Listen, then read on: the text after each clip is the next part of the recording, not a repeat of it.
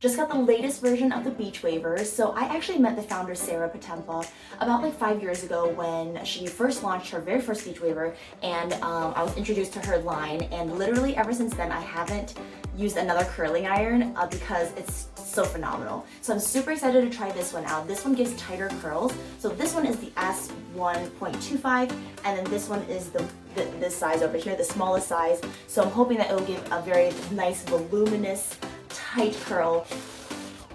You press this button in order to start it. So how you use it is basically you take this and you clamp it at the very bottom, and then it will do the work for you. You slowly curl it in to form a nice little ringlet.